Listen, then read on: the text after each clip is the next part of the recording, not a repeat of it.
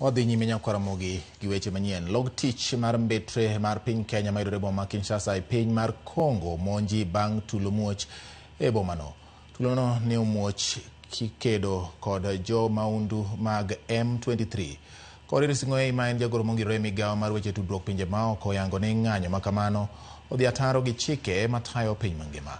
Log tich mar Mbetre ma Uganda, France kaachiel kod Afrika ma milambo bende ne omonji e kinde tulono. Jopiny makono obago ng'anyo ka gikwedo tulo madhi nyime kuno manyaka sani osekelo tho mar ji buora. Giseyo piny Rwanda kuom donjore e lwenyno kendo siro jomaundu mag M23.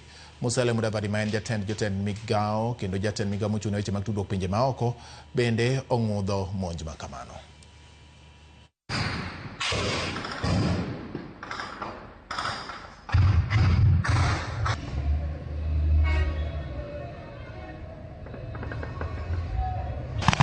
Pour qu'il vienne baiser, il est venu jusque dans l'aéroport.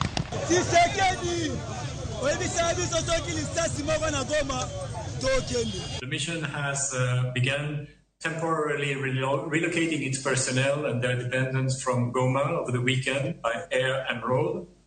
The process is ongoing, with relocations continuing as I speak. Attacking United Nations peacekeepers is totally unacceptable. That was clearly voiced, and we are trying to send signals to Rwanda, Congo, what we want to see and how we don't want to see any escalation of the situation. But as you know, it's very complicated.